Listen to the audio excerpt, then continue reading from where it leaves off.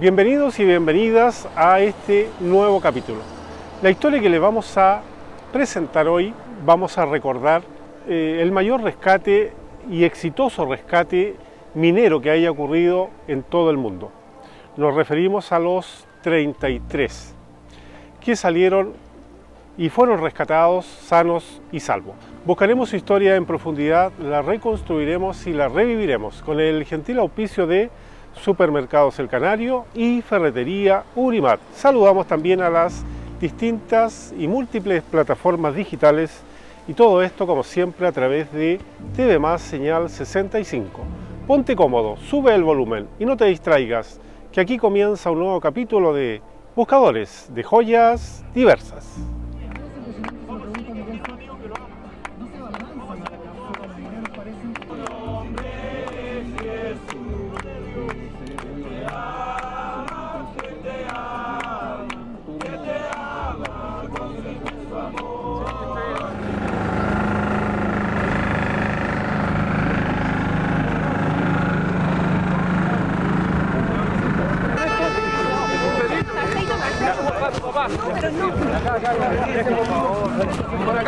Por acá.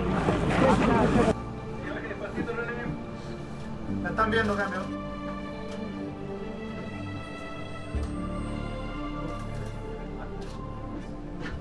Sí.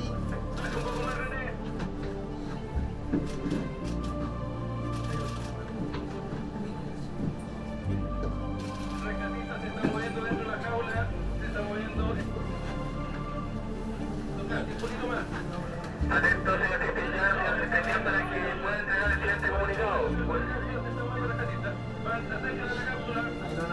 El 5 de agosto del año 2010, a eso de las 14 horas, se produjo un derrumbe en la mina San José, ubicada en Caldera, específicamente a 33 kilómetros de Copiapó.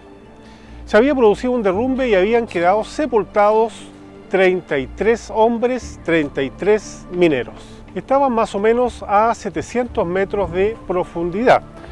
Era una mina muy antigua, de más de 100 años de existencia, más de 100 años de extracción del mineral. Se habían producido muchos accidentes también anteriormente, habían muerto algunas personas, algunas habían quedado inválidas, le habían amputado alguna pierna.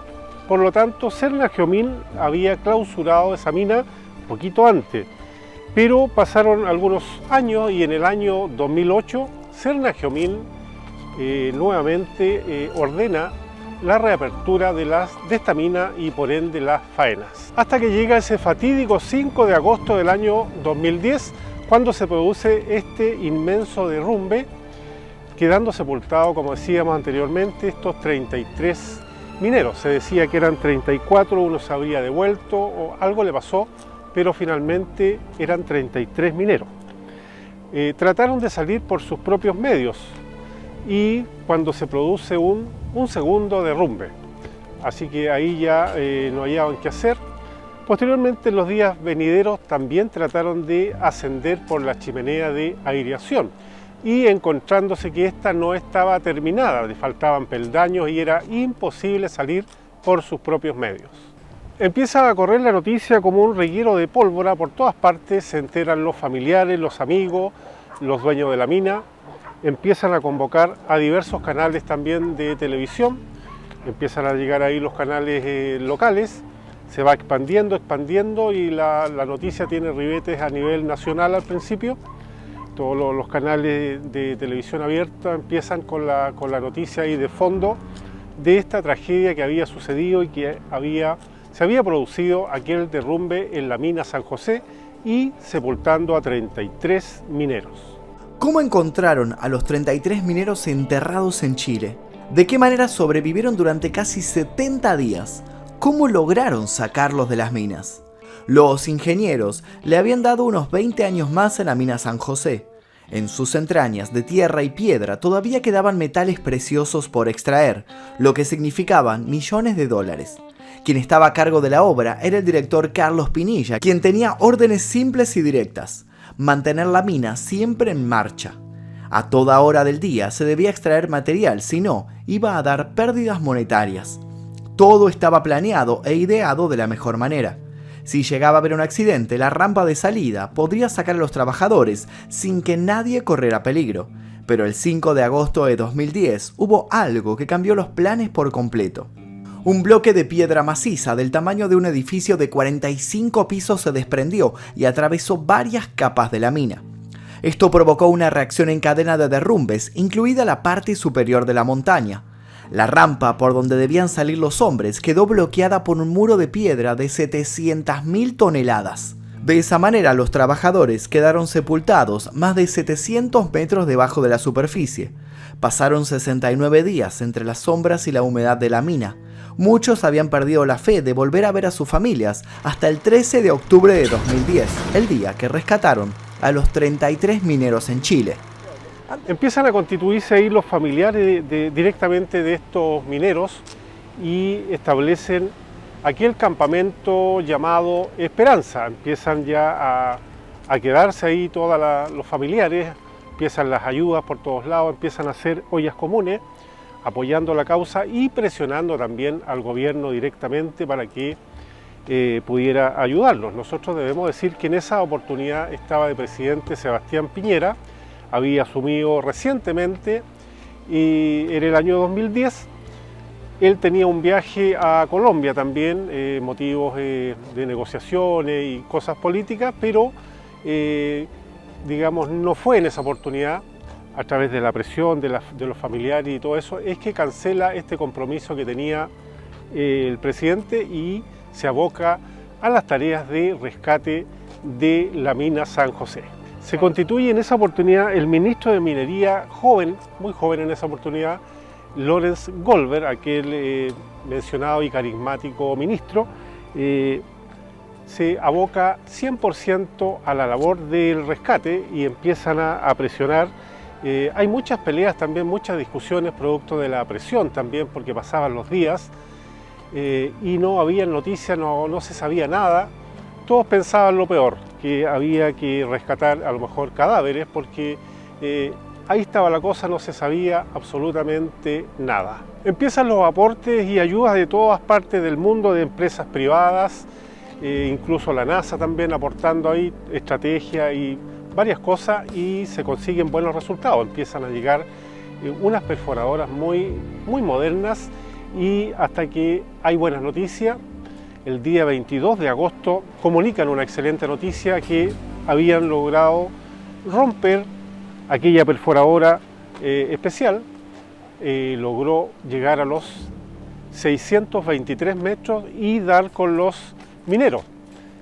De ahí empiezan a surgir excelentes noticias, porque ya se sabía que estaban vivos los 33 y aquel famosa carta que decía: estamos vivos los 33. Ya habían pasado 69 días bajo tierra. Había ansiedad entre los 33 trabajadores de la mina. Quedaba el tramo final, luego de una inmensa lucha. Estaban a tan solo unos minutos de volver a ver a sus familiares, de respirar el aire libre que habían ansiado por más de 2 meses. Entre las sombras que generaban las linternas, se miraron unos a los otros y tuvieron que elegir quién iba a ser el primero en volver a la superficie. La elección, además, fue pensada y evaluada por el equipo de rescate.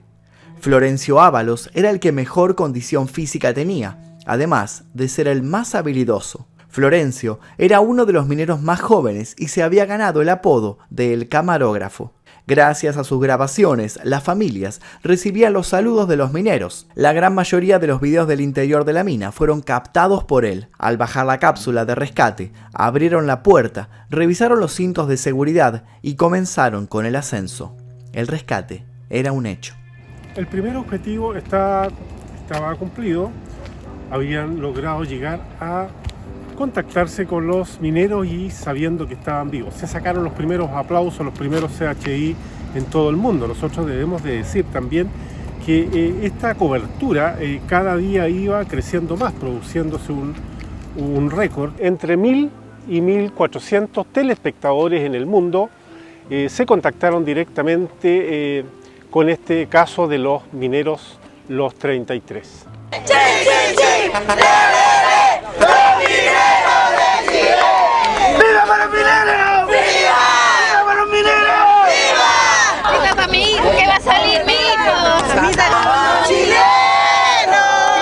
máquinas para ustedes? Estas máquinas son la vida para nuestra familia.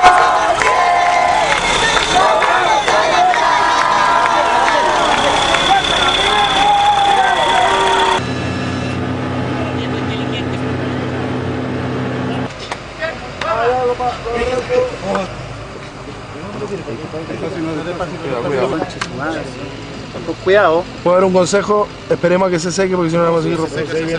Que pasan detrás, está cortado.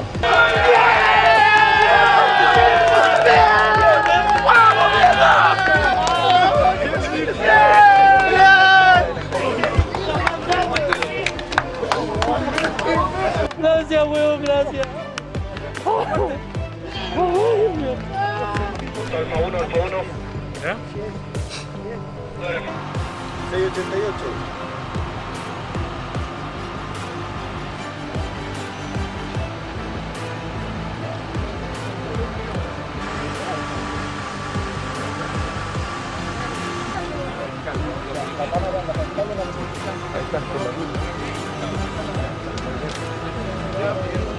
Debemos decir también que todos estos grupos trabajaron día y noche, con turnos ahí que no paraban, no descansaban. Las perforadoras no paraban y trabajaban, porque la misión era rescatarlos sanos y salvos. Bueno, recordarle a los más jóvenes, a las generaciones nuevas, que yo me acuerdo ahí perfectamente que era realmente como una película, era un reality, y mejor todavía porque esto era, no se editaba, sino que todo iba saliendo realmente como se iba produciendo la noticia en cada momento. Seguían transcurriendo los días y los mineros se encontraban ahí, pero ya todo más calmado, las familias estaban un poquito más relajadas porque ya empezaron a tener contacto permanente y a través de los tubos, a través de las microcámaras, empezaron a suministrarles también alimentos, varias cartas, varias cosas, así que el ambiente se empezó a calmar, a serenar y tener una mejor armonía. Empiezan a surgir las mejores ideas, también recordarles que la NASA también estaba metida, así que salieron ideas realmente extraordinarias y surge la idea de crear unas cápsulas para poder rescatar a los mineros y no se produjeran derrumbe y fuera realmente una operación quirúrgica realmente para que no se produjeran derrame y salieran estos mineros sin tener problemas y salieran sanos y salvos. Dentro de esta idea aparece la figura de aquel ingeniero Jorge Rebeco, aquel personaje que inventó esa cápsula de salvataje como la cápsula Fénix, que logró rescatar a estos 33 mineros. Finalmente, la alegría máxima llegó el 13 de octubre de ese año 2010, cuando la cápsula Fénix logra llegar abajo y empezar a rescatar los mineros uno por uno. Era realmente una algarabía cuando iban saliendo los mineros, la gente aplaudía, se entonaba el himno nacional muchas veces, era una alegría totalmente contagiosa, fue algo realmente inolvidable. Se había logrado el objetivo final, que era rescatar sanos y salvos a estos 33 mineros. Bueno, debemos de decir también que este suceso, que podría haber sido una de las tragedias más grandes de todos los tiempos, una de las tragedias mineras, felizmente se llegó a buen puerto y todas las personas lograron ser rescatados, como decíamos, sanos y salvos. Y es sin lugar a duda es uno de los sucesos, uno de los rescates más grandes que haya ocurrido en la parte minera. Así que no tenemos ninguna duda con aquello, porque se logró el objetivo final de sacarlos con vida. Desde el exterior los estaban esperando con un sinfín de preparativos, pero por sobre todas las cosas, con ansias de volver a verlos en persona. La roldana de la máquina giró y tiró de la cápsula hasta que logró subir al primer superviviente. Al verlo, los aplausos, los silbidos y los gritos lo aturdieron. Todos estaban felices, pero todavía faltaban subir a los otros 32 hombres, a otras 32 historias increíbles. Alejandro Bon, uno de los dueños de la mina, anunció en medio del rescate que la empresa no garantizaba el pago de los salarios de los mineros, menos los seguros por accidente laboral. ¿Recuerdan que antes les había contado sobre los 2 accidentes fatales de la mina? Bueno, Por el sindicato y su búsqueda de mejores condiciones, debieron cerrar por varios meses. Por ese tiempo de inactividad, dijo lo siguiente: tuvimos un deterioro económico importante y a la fecha no hemos podido reponerlos, pero la cobertura de los seguros en estos casos es bastante baja. Bond utilizó el derrumbe como excusa para el despido de unos 300 trabajadores de su empresa. Los mineros comenzaron a salir, uno a uno. Primero los que en mejor estado se encontraban, luego los más débiles y posteriormente los más fuertes psicológicamente. El primero en salir fue Florencio Ábalos. Al momento del rescate tenía 31 años. Su timidez para mostrarse en las grabaciones lo llevó a ser el camarógrafo. Su habilidad y su juventud lo llevaron hasta la superficie en primer lugar. Fue el primer rostro de la tragedia que recorrió el mundo. Lo siguió Mario Sepúlveda. Tenía 40 años y 2 hijos. Le decían el batallador. En otros trabajos había sido representante sindical. Según su mujer, él iba a trabajar a la mina, pero nunca se fió de ese lugar. En el primer video, cuando la cámara se posó en el cartel que da nombre al refugio, aprovechó la oportunidad para lanzar una crítica a la compañía. Este es el famoso refugio. Acá se supone que había condiciones para estar nosotros, cosa que en el momento que pasó esto, se nos cortó la energía, se nos cortó la línea de luz y que hoy en día está ocupando para dormir. El tercero en salir fue Juan Illanes. Tenía 52 años, era electromecánico. Fue militar en la frontera durante los tiempos de la crisis chileno-argentina a finales de los 70s. Según sus familiares, aquello fortaleció su carácter. De lo primero que se quejó en las profundidades de la mina fue no tener un baño único y una ducha. Carlos Mamani fue el cuarto. Tenía 24 años y una hija de año y medio en la superficie. Oriundo de Bolivia, esperó que el gobierno de su país hiciera algo por él, pero esto no sucedió. Fue el único inmigrante del grupo y uno de los pocos con la educación secundaria completa. Lo siguió Jimmy Sánchez. Tenía apenas 19 años y en la superficie lo esperaba su hija de 3 meses. Jimmy temía por los derrumbes, pero quería trabajar hasta septiembre, buscar otro trabajo más seguro y así poder seguir estudiando. El sexto fue Osman Araya. Apenas llevaba 4 meses trabajando en la mina. Una semana antes del derrumbe había discutido con el gerente. Le dijo que no estaba dispuesto a arriesgar su vida. Al parecer, el destino tenía otro plan para él. El séptimo en salir fue José Ojeda. Tenía 47 años, de los cuales 27 había pasado trabajando en las minas. Era conductor de maquinaria pesada. Él fue quien escribió "Estamos bien en el refugio, los 33". El rescate continuó con Claudio Llanes Lagos. Claudio tenía 34 años y una mujer que le pedía que dejase de trabajar en la mina. Él, como respuesta, tenía preguntas. ¿Y dónde voy a encontrar un trabajo tan seguro? El día del accidente le dijo a su mujer que estaba muy cansado, que estaba pasado de sueño. Ella le respondió que se volviera, pero le dijo que por la paga no podía dejar de trabajar ningún día. Si faltaban al trabajo, le sacaban un aproximado de 55 euros por día. El noveno fue Mario Gómez. Tenía 63 años, 4 hijos y 7 nietos. Dentro de la mina trabajaba como conductor. El abuelo Mario, como le decían, se iba a prejubilar, pero quería disfrutar del camión nuevo que le habían asignado. Por eso fue a trabajar ese día. Desde los 12 años trabajó como minero y desde ese tiempo los accidentes no faltaron en su carrera. Según su esposa, un mes antes del derrumbe le dijo a su jefe que por qué no buscaban una vía de escape, porque cualquier día se iban a quedar atrapados en la mina. Mi marido tenía idea de por dónde podían hacer una vía más rápida y el jefe le dijo que le hiciera un dibujito, pero al final todo quedó en la nada. El décimo fue Alex Vega. Era mecánico y siempre estaba con una sonrisa. Cada vez que salía de la mina llamaba a su madre para hablar un poco, pero ese día, al no escuchar el llamado, la señora se preocupó y fue una de las primeras que supo que algo no andaba bien. Jorge Galleguillo salió después. Era un perforista de 56 años. Jorge tenía muchísima experiencia, ya había trabajado en el campamento minero de El Salvador, situado en el desierto chileno de Atacama. Esos años de trabajo pesado lo ayudaron a pasar los días bajo la tierra de la mina San José. El 12º fue Edison Fernando Peña. Tenía 34 años y una novia que lo esperaba ansiosa. Edison entró en esa mina por amor, dejó a todo lo que tenía en Santiago y comenzó a trabajar en la mina gracias a su pareja, Angélica Álvarez, de 43 años. En una de las cartas que pudo enviarle por la sonda decía: Tengo ansiedad y me dan ganas de correr. Cuando quiero escapar mentalmente, te juro que me imagino que hacemos viajes.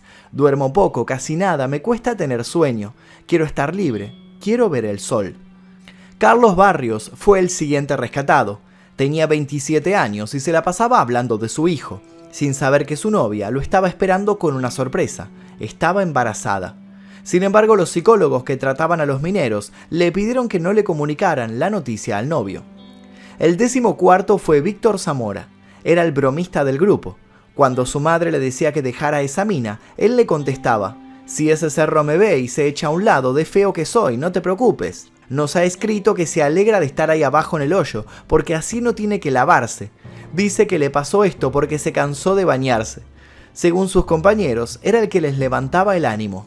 El próximo en volver a la superficie fue Víctor Segovia. El perforista Víctor Segovia, de 48 años, escribió todo lo que le acontecía en el refugio desde el primer día. Su intención era publicar un libro. Gran parte de su miedo dentro de la mina era por cómo crujía todo. El 16º fue Daniel Herrera. Tenía 27 años y trabajaba como conductor. Su madre, Alicia Campos, desde el primer momento dijo: yo nunca lo sentí muerto, y al parecer el sentido materno no se confundía. El rescate continuó con Omar Reigadas. Era un padre de 5 hijos, tenía 56 años y le encantaba trabajar en la mina. Más allá de que en sus más de 30 años como minero quedó atrapado 3 veces bajo el suelo. Según su hijo, decía que un minero siempre tiene que trabajar bajo tierra. Por otra parte, Esteban Rojas trabajaba como cargador de explosivos. Casualmente, el día del derrumbe no le correspondía trabajar. Había ido a recuperar 2 días que había perdido por la muerte de un familiar. Pablo Rojas Villacorta fue uno de los hombres más duros. El padre de Pablo Rojas había fallecido justo una semana antes del derrumbe. Según su hijo, era un roble, no le entraban las balas. Pudo haber tomado 3 o 4 días de descanso por el luto, pero no quiso tomar ninguno. Darío Arturo Segovia fue el rescatado número 20. Era un hombre de 48 años, estaba acostumbrado a estar con mucha gente porque tenía 13 hermanos y 6 hijos. Darío llevaba 3 meses en la mina y esperaba montar un negocio de verduras. El día anterior al 5 de agosto le dijo a su pareja que la mina estaba a punto de asentarse y que no le gustaría ser uno del turno de trabajo cuando llegara el derrumbe.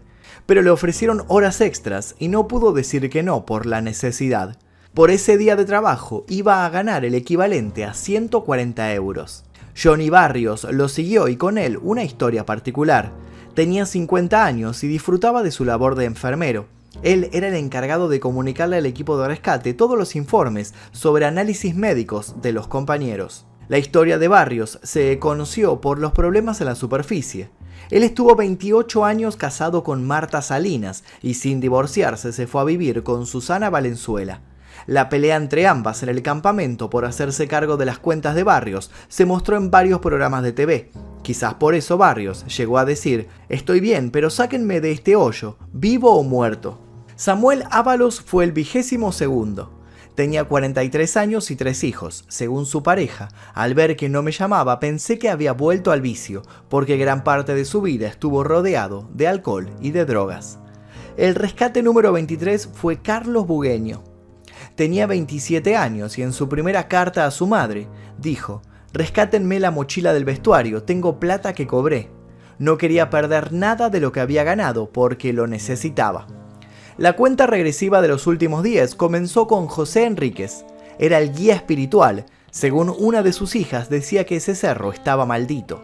En el video, su compañero Mario Sepúlveda, del quien ya hablamos antes, lo presentó como Don José. El hombre tiene altos conocimientos relacionados a lo espiritual, que la verdad es que en estos momentos nos ha ayudado mucho a todos nosotros. El 25º en ser rescatado fue Renan Ábalos. Tenía 29 años y llevaba solo 5 meses como minero. Era el hermano pequeño de Florencio, el primero en salir. Ellos eran de Valparaíso, donde solía salir a montar por los caballos de su padre. Cada vez que le tocaba descanso, Renan viajaba a casa para disfrutar de la familia, cosa que tardó en volver a hacer, pero finalmente logró. Claudio Acuña lo siguió. Trabajaba como perforista y llevaba solo 3 días en la mina. Estaba entusiasmado, pero luego todo cambió. Franklin Lobos tenía 52 años y era el encargado de conducir los camiones. Era conocido por ser un exfutbolista que llegó a jugar con su selección durante la etapa clasificatoria de los Juegos Olímpicos de Los Ángeles en 1984. Se retiró en 1996 con 38 años y fue a trabajar a la mina. Richard Villarroel volvió a la superficie siendo el rescatado número 28. Tenía 26 años y un hijo en camino. Él fue uno de los que no pudo aguantar las lágrimas en los videos del rescate. Según su madre, él era como un niño en el cuerpo de un grande. Lo siguió Juan Carlos Aguilar. Tenía 49 años y dedicó casi la mitad de su vida como minero. Vivió varios accidentes y fue por eso que quería dejar la mina para pasar más tiempo con Carla, una de sus hijas. El 30º en salir fue Raúl Bustos. Tenía 40 años, 2 hijos y comenzó a trabajar como mecánico en la mina luego de quedarse sin trabajo tras el terremoto de febrero del 2010. Entre los últimos rescatados estuvo Pedro Cortés. Era electricista y con sus 26 años tuvo varios accidentes. En uno de ellos perdió uno de los dedos de su mano y para que no los demandara la empresa lo ascendió a maquinista. Estaba trabajando en ese puesto cuando cayó el planchón de tierra. Luego sacaron a Ariel Ticona. Era conductor de maquinaria pesada. Fue uno de los hombres que no quiso salir en el primer video. Estaba trabajando para esperar en mejores condiciones a su beba, que estaba en camino.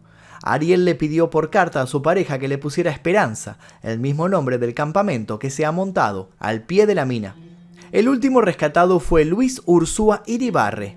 Tenía 54 años y 2 hijos. Era el líder de los encerrados, como se llamaban entre ellos. Ursúa estudió topografía. Llevaba 2 meses trabajando en la mina San José, pero 31 años como minero. El psicólogo que los trató durante todo el rescate dijo: el tipo debe tener algo extraordinario, y agregó: no debe haber sido fácil mantener el orden ahí abajo durante 17 días, cuando había que alimentarse con 2 cucharadas de atún cada 48 horas.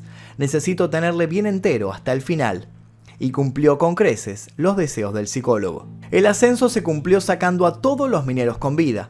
A medida que llegaban a la superficie fueron atendidos por el personal de emergencias. Las familias los abrazaron como si hubieran vuelto a nacer. Entre la gente que esperaron ver, buscaron a alguien muy particular, el doctor Romagnoli, quien luego de saludarlos les pidió que firmaran su casco, que al día de hoy es un símbolo de la perseverancia. Ellos, como una devolución de favor, le regalaron una roca. Al parecer se dice que dentro de ella hay una gran cantidad de oro, pero Romagnoli no pensaba venderla.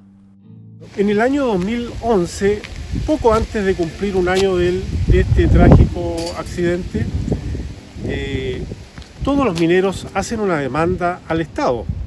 Usted se preguntará por qué, ¿qué tiene que ver el Estado? Tiene que ver mucho porque el Estado tiene que velar, digamos, a través de sus instituciones, en este caso Cernagiomín, que era el responsable de la mina, de no haberle dado, digamos, el visto bueno para que pudieran trabajar, porque no reunía las condiciones de seguridad, de trabajo y muchas cosas.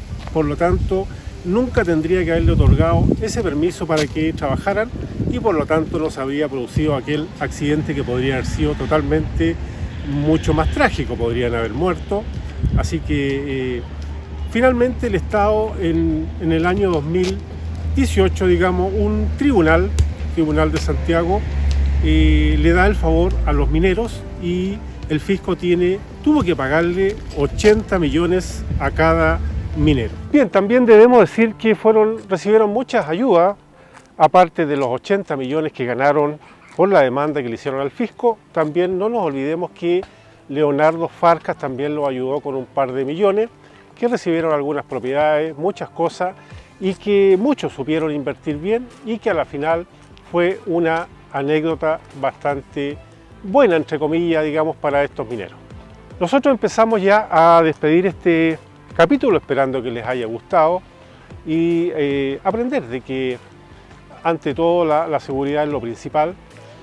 Bien, nosotros debemos haber tomado como ejemplo, digamos, que nos sirva de aprendizaje todo esto que sucedió y que no se vuelva a repetir, que estas instituciones hagan bien el trabajo y que todas estas minas, que hay muchas, que no reúnen las condiciones de trabajo, condiciones de seguridad, la verdad que no podrían operar. Nosotros ya empezamos a despedir este capítulo esperando que les haya gustado. Saludamos a nuestros auspiciadores, que son Supermercados El Canario y Ferretería Urimat. Saludamos como siempre también a las múltiples plataformas digitales. También saludamos a nuestro director y editor del programa, Cristóbal Salfate, y a nuestro director general, Ernesto Hurtado.